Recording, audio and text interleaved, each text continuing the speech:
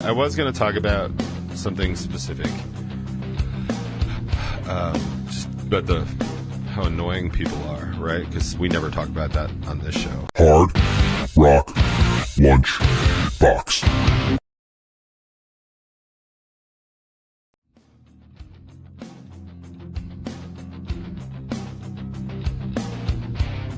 What is up, everybody? It's time for another Thursday edition of the Hard Rock Lunchbox.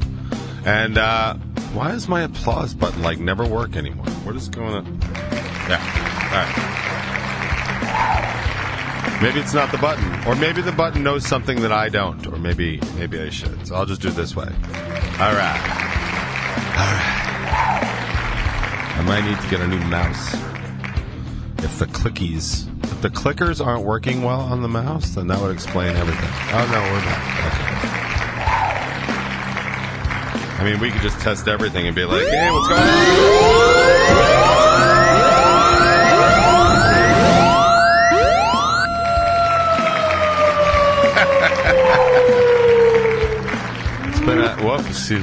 It's been a hot minute since I've had to do that, so let's not act up, applause button, shall we? That'll wake everybody up.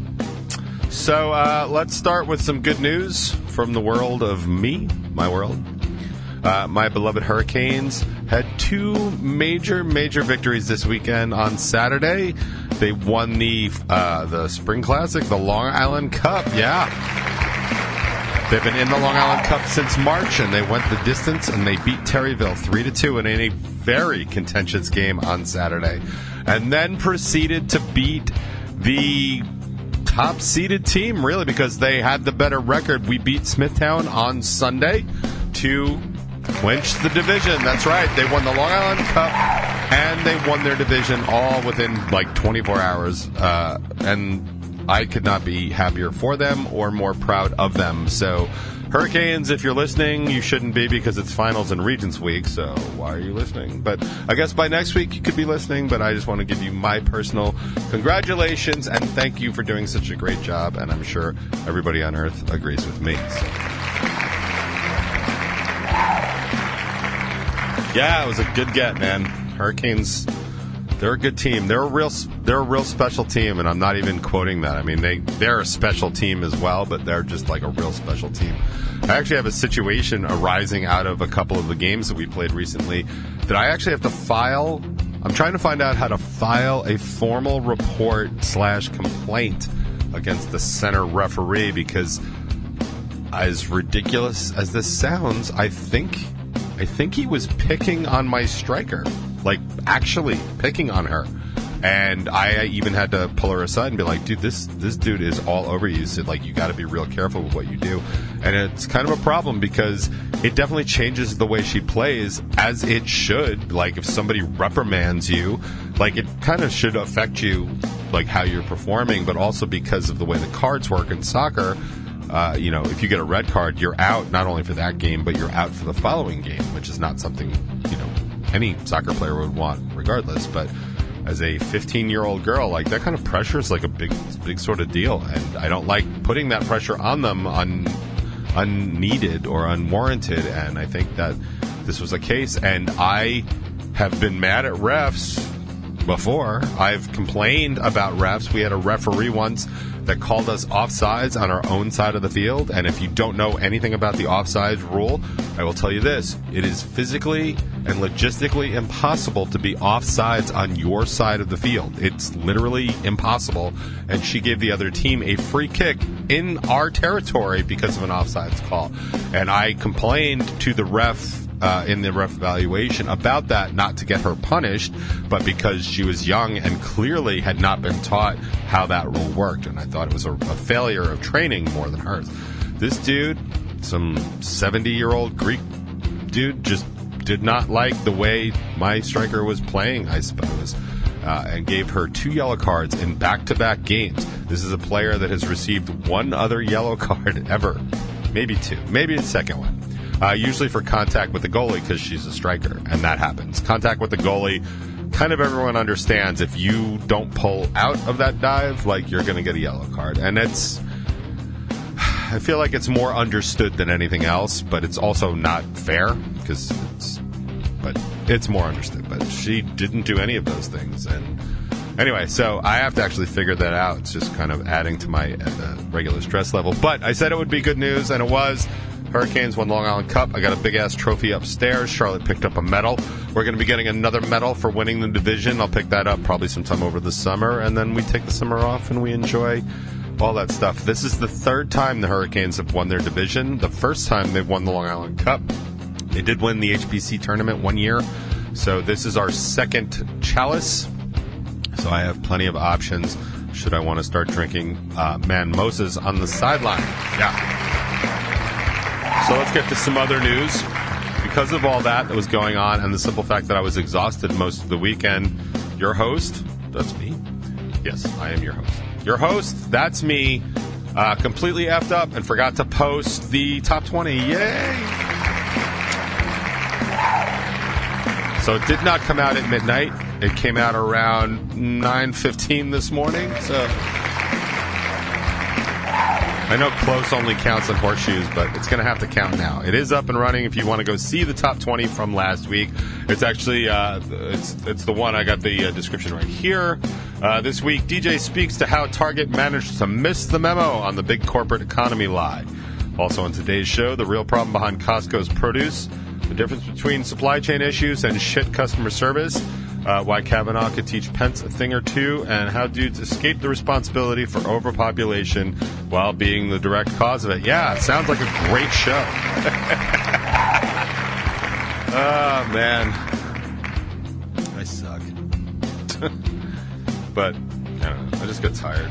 That's what happens. There's a lot of stuff going on. Also on Strangerhood TV, if you are so inclined, you can catch the unbelievable video dump that is going on over as big in my pocket. Send these bitches to one festival and they just like videotape everything and interview everyone. Like, dude, kidding, totally kidding. They have the So What Festival full interview with Scaring Kids. And a full interview with Bradley from Omarosa. I think that's all from So What Festival. And then they have 7 questions with Glimmers. And then 7 questions with Ben Glebe, who I don't know, so I'll have to check out the 7 questions and see what I can find out about Ben. I have not checked out any other stuff on the page. I usually get notified if there's anything, so I think it's probably quiet in the rest of the channel. But I don't know that for sure, so why don't you stop by Strangerhood TV and take a look for yourself.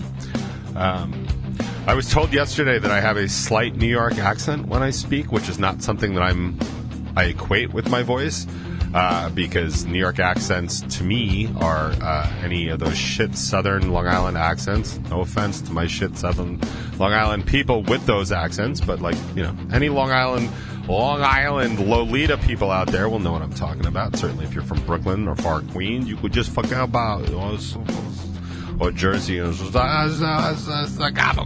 know, like any of that stuff is what I associate with New York City or New York accents, but apparently I do have a New York accent. Now, to be fair, it was somebody from the Midwest telling me that, and all I could hear in that accent was white bread and goat milk, or whatever it is they drink out there. I don't really know. I'm kidding.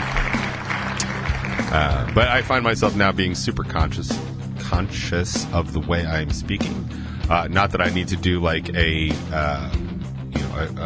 clinically articulate North American accent, because this stupid show, I don't care, you don't care, and I don't think anybody actually cares. But I thought it was kind of interesting because now all I'm doing is listening to the goddamn sound of my voice instead of actually talking. That's right. Here on the Hard Rock Lunchbox, listening to the sound of your voice instead of actually saying anything. Thursdays at noon. Right? How is that not my new bumper? I got to get on that. Yeah, Long Island. Right, like that's what I think is totally like a New York accent. So when I hear that I have a New York accent, my first reaction is like, no, I don't. And also, would you like to hear one? Because I can do one. Like, it's just kind of funny. Like, as your voice gets analyzed a little bit, it's like, oh, yes, okay. And I actually can take criticism really well when it comes to that kind of stuff, especially when it's like stuff I don't know, like, and I'm interested in, and I'm working with experts on stuff like that. Like, that's kind of what I do. But every now and then it's just like, it's surprising to have something pointed out about your Eunice that like you've never realized before because of sometimes it's because of the level of work that you've done on it. Like, you know that saying, like, you only know what you know, and you don't know what you don't know. Like, I find myself in that situation an awful lot. I was actually talking briefly about why I thought doing the Razorblade Diaries live was important, and what it kind of meant. And it was a lot of, like, when we did the diaries in the first place, like, it was a whole, like, it was a game changer for the band. I mean, obviously, G. Davey then became Rebel 9. So it was a total game changer for that. It was a game changer for me because it changed the way I looked at songwriting, and I know I've said that, so I'm not going to bore you with all of that, but it really was kind of a game changer and really highlighted to me, like, all the stuff that I just didn't know. Like, I was doing the best at what I could and the best at what I knew to do, but I just didn't know some things, right? Like, that makes sense, right? Like, if you just, I don't know, like, if you didn't know what the defogger on the back windshield of a car was, like, you wouldn't know to use it, or stick shift, or anything like that. Anyway, so it's just kind of interesting. Like, now I'm just super hyper-focused on listening to my voice. And it's funny, because, like, we were talking about, like, vocal placements, about how, like Russian is in the, oh, yes, vodka is very, very good. It's into the chest. And then, like, Ukrainian's, like, a little bit higher up in the throat. Like, oh, yes, a moose and squirrel. Like, that kind of stuff. Like, Kiev. Just the placements regionally, and how, like, a real articulate North American dialect is actually not at the front of the face. It's more, like, kind of in the back. And it's like, I don't really talk with the back of my throat. Like, I talk with my entire head. Especially because I'm a singer. Like, I don't know, spent years trying to get better at singing, and, that didn't work. So now trying to speak seems like it's going to be my next challenge for the next, 40 years. Like, I can't wait. Basically what I'm saying is, if you don't like the sound of my voice, well, that's cool, because apparently I don't either, so that's fine. And you're clearly not the only one, so anyway. So I was going to talk about something specific, just about how annoying people are, right? Because we never talk about that on this show. But there was a really great story with a very typical, my take on it. I don't know if you guys heard this. It went down in Patchogue, literally went down in Patchogue last night. I guess last night or the night before or whatever. Typical 18-year-old South Shore white chick in her dad's car. Doesn't know how to fucking drive. Decided to drive right off into Patchogue Bay. Like, confused the brake pedal with the gas pedal. Like, I gotta tell you something, man. I mean, I really don't want to victim shame here, but, like, god damn it, man. Like, I have accidentally, like, hit the gas pedal when I was going for the brake pedal, like, because they're close. I have never mixed them up. I've never, I mean, this chick was, like, in a parking spot, like, was trying to park, and I guess just gunned it and drove into the water. Like, I'm going to have a talk with Charlotte, because I'm going to be like, listen, if you drive my Subaru into the Patchogue Bay, like, don't come home. Like, well, not that I wouldn't want her to come home and be safe. Just don't come home, because we're going to make a lot of fun of you. So, by the way, I got to see if this is recording. Is it? Yeah, okay. It's recording. I've been screwing that up a lot lately. I just want to make sure. But yeah, this chick, Mia Semelinsky. Refuse to make any Polish jokes right at this moment. Yeah, so apparently, they're in Patchogue hanging out by the waterfront there, and Mia Smolinski decided that it would be fun to drive her father's car right into the Patchogue Bay. So she did, because why not, right?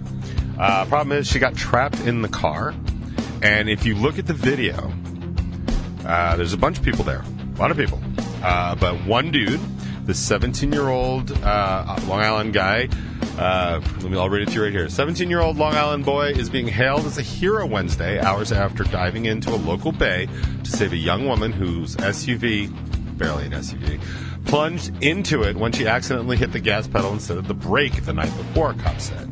Neither Mia Semelinsky, the 18-year-old woman behind the wheel of the Subaru Outback, see, barely an SUV, that ended up in Patchogue Bay, nor her savior, Anthony Zonger, Z-H-O-N, like, dude, Z-H, I like it. Z-H-O-N-G-O-R was hurt. According to police, Semelinsky stepped on the wrong pedal as she left the South Ocean Avenue parking lot adjacent to the bay shortly after 10 p.m. Tuesday. She drove right into the water. Zonger?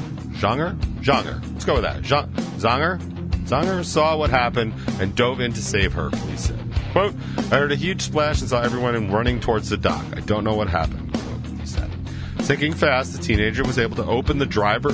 Should be thinking fast. The teenager was able to... Great job, news, by the way. The teenager was able to open the driver's side door of the Subaru to help Semelinsky out and get her safely to the dock. Neither person, both of whom called Patchogue home, was injured, according to police. Several people could be seen on surveillance video responding to see what happened, but only Zonger jumped in to actually try and help. Why aren't you working? There we go.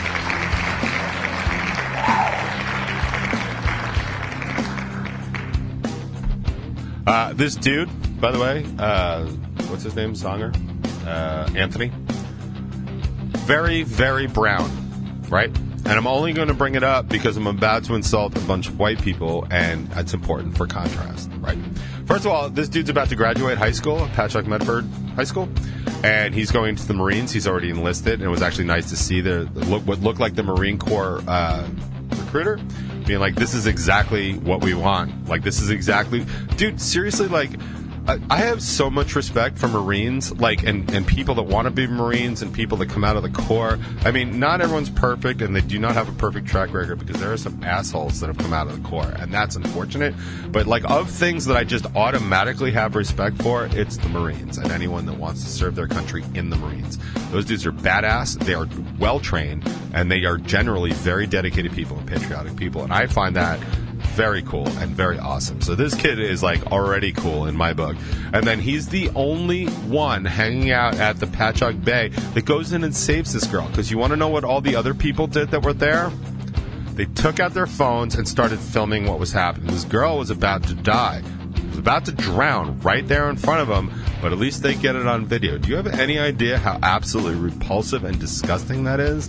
Like, I would be horrified if my kid was like, oh, I saw a girl drown last night. Did you do anything? Yeah, I got it on video. Like, I would disown that kid so quick. Now, there's something to be said for fear for one's own safety and for one's own life. Like, I can get behind that. And I also can get behind the kind of panic level. Like, I have got to tell you, if this woman were up, say, a full ladder of height and needed my help, I might not be able to help her. I have a very, very weird phobia, and I'm first of all, I'm afraid of heights, but I also have this really bad, almost neurotic level of where I go up like 4 to 5 steps on a ladder, I almost can't move anymore. I have been desperately trying to fix it over the years. It's newer. It only showed up when I was an adult. I used to roof all the time. So I don't know what happened, and it just kind of came up. So, I understand, if somebody's afraid of the water, and you're afraid to dive in because you're going to, I understand that. I'm not criticizing anybody for that. What I am doing is criticizing absolutely every single white kid that was like, oh my God, look, she's going to drown. If you have the wherewithal to get your phone out and start filming it, go fuck yourself, because you are exactly the people that we don't want here. You should be in the car drowning because you're adding absolutely nothing, and you're subtracting something. And I'm not saying whether or not the person's worth saving. That's a completely other discussion. We can definitely talk about whether somebody that can accidentally drive into a bay is somebody we need to put a future U.S. Marine at risk for, but that's a whole other show, and sounds horrible coming out of my mouth, and I'm sorry if I'm offending anybody, because I do realize that accidents happen, but I also realize that stupidity happens, and we've got a whole lot of that happening right now. now in the country. And that was actually what I wanted to talk about for the top 20, because I'm just so goddamn tired of so many people being like, that's wrong, or that's not the facts, that's not what I heard. Like, listen, pal, I cannot even begin to tell you how exhausting it is arguing with people that were not smart or intelligent before, and no offense to them, just talking academically, demonstrably, provably intelligent or smart or learned. Those same people that weren't that before Trump and before Obama really kind of started the political divide, they still aren't those things. But you know who is? This guy, just as smart as I was the day I left school. Like, I really am. Like, I'm an intelligent guy. I can read things. I can understand things. I can process them. Yeah, can I get fooled by people that lie to me? Sure. Happens all the time. I've had people close in my inner circles lying right to my face, treating me like shit and fucking me over. Like, yeah, can I miss those things? Absolutely. Do I understand why the price of gas is so high? You bet your goddamn ass I do, but you probably don't. And I can't help but think that if gas actually doubles to maybe $10, maybe this Mia chick doesn't drive down to the beach and try and drive through the ocean. Just saying. Just saying. Well, since I didn't get to talk about anything I actually wanted to talk to about stupidity in America and how that's a growing crisis, even more so than inflation. By the way, good job on the Feds for raising the interest rate. They should have done it a little bit sooner, but at least they did it 0.75 of a point. It's a big deal. If you want to know why, maybe we'll get to it later today, but honestly, probably not. Here's a little day to remember to, help you with this day to remember.